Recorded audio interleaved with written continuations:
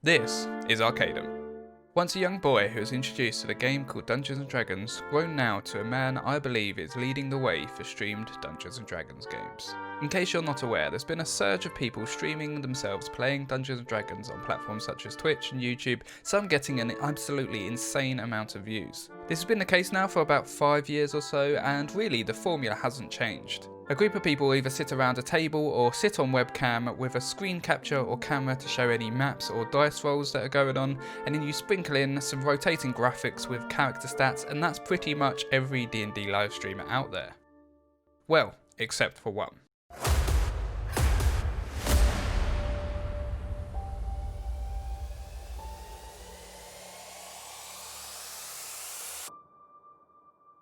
I was first introduced to Arcadum when he was a guest on Devon Nash's stream. It was a really interesting stream, especially being a fan of Devon as well as Dungeons & Dragons, but there was a point where Arcadum said that he believed Dungeons & Dragons streams were better without webcams. Devon reacted pretty much the same way I did. I don't think D&D on Twitch is better with cameras. I don't think it's better. As I explained earlier, pretty much every D&D stream are following the same format, which heavily focuses on the players. If you take a stream like Critical Role, a huge part of the success that they've found has been because of the players. And as a viewer, when you're watching them getting excited, having a laugh, or even getting upset, it's infectious and you find yourself connecting with them as if you were there at the table. So for Arcadum to be saying that D&D livestreams shouldn't have webcams was an alien concept to me, but I can safely say after watching many hours of his content, actually, I think he's right. The easiest way I can think of explaining why I think this is this. When you're watching shows like Critical Role, High Rollers and Dice Camera Action, you're watching a group of entertaining people play the game Dungeons & Dragons. And this is great entertainment in the same way as watching your favourite streamer play League of Legends or Among Us because of their personality. The way Arcadum runs his stream is different though. When you're watching his stream, rather than it feel like you're watching a group of people playing Dungeons & Dragons, it feels like you're experiencing a production based around Dungeons & Dragons. I've already said that they don't have webcams while they play, where what's there instead is an endless amount of maps and tokens. Literally, he has a map for every occasion, some of which are on an absolutely insane scale. So really, all you're watching are tokens move around a map and interact with other tokens, which doesn't sound like much, but hear me out. Arcadum adds a lot of minor details, such as speech bubbles that appear on the token when a player or NPC is talking. He also flips the tokens to make sure they're facing the correct way, and then he rotates them in a way to portray emotions such as anger or excitement. He will even zoom into a token to add comedy to a moment when an NPC is monologuing. This still might not sound like much, but if you watch a few of his streams, you will see how these small details add massively to the viewer experience. Another big reason why it feels like a production over just a group of people playing the game is the amount of time they spend in character. Of course they have the moments you would expect in D&D of banter between the players and asking about rules, but for most of the time, Arcadum and the players stay in character, which allows you to become more immersed in the story. Most of the players are streamers, which means by default they have some level of performance skill as that's what they do in their day-to-day job, so they're very good at getting in character. Because they mostly stay in character and they don't use webcams, when I was watching episode 4 of Stranger Roads, there was a comment in chat that said, "Wait, Jesse Cox is in this?" And lots of other people in the chat jumped in saying they didn't realise Jesse Cox was even in that game. And that's because he was playing the character so well and staying in character for most of the time. The final reason why it's more like a production over just watching people play the game is Arcadum. He in his own right is a very impressive actor and performer, which he enhances by using a Go XLR to change his voice. Listen to this and tell me that you wouldn't get immersed in the moment. Hey there, boy. I think it's time that you and I had a bit of a discussion. Mano a mano, eh?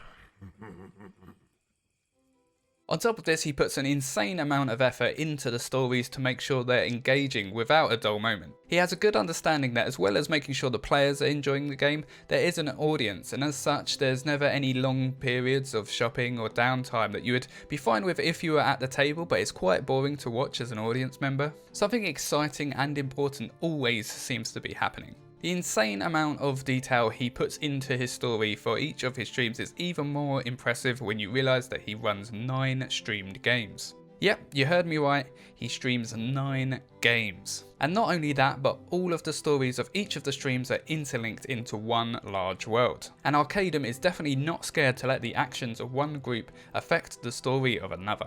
But it doesn't stop there. Arcadum also runs what is essentially a text-based MMO in his Discord server within the same world, which he simply calls the Living World. Thousands of people in his community will take part in events which will shape the future of the world and therefore have an impact on his streamed games. This kind of community involvement is another reason I think Arcadum is going to lead the way in Dungeons & Dragons streaming. I think this type of thing could be very gimmicky and ruin a stream, but the way Arcadum manages it makes it seamless. If you were just watching the stream, you wouldn't know that all of this is going on behind the scenes. Arcadum is very good at building his community. He has the Discord server which is extremely active and allows people to have an impact on his world, but he is commonly seen in the just chatting section of Twitch having a chat with his community. I struggle to run 2 sessions a week and he has 9 games, a text-based MMO he's managing, and still has time to chat with his community.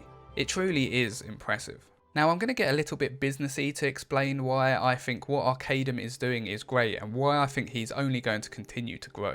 D&D live streams are long and the viewers only have so much available time in their week to watch them. So let's say someone only has enough spare time to watch 3 live streams a week. They could watch Critical Role, High Rollers and The Chain, all of which are great live streams that people love. The alternative that Arcadum gives them are 3 live streams that have different players, different characters and different stories, but their stories are interlinked. So although you're technically watching 3 different live streams, you're rewarded by the stories impacting each other. If you think of this in terms of superhero movies, it's like watching Wonder Woman, Logan and the Joker versus watching Captain America, Avengers and Iron Man. Although they are all good films in their own right, by watching the last 3 you are rewarded by the links between them. So rather than capturing the attention of the audience member for 1 live stream a week, Arcadum is capturing however many that audience member can fit into their week. And I doubt there are many people looking for more than 9 D&D live streams a week. And then the second business reason I think he is going to continue to grow is the players he's attracting. By using Twitch streamers as his players for games which he is streaming on Twitch is going to help his growth because they're going to bring their audience with them. Recently he's picked up the likes of Shroud and Sodapoppin, who are some of the biggest. The campaign then lasts around 15 sessions and ends, but some of those streamers' viewers will stick around to watch other games. At the creation of this video, Arcadum is the 2nd most popular D&D streamer behind Critical Role, which is a very impressive achievement without the push of a big online company like Geek and Sundry or Yogscast. I truly believe he is going to grow and maybe one day he will take the top spot from Critical Role.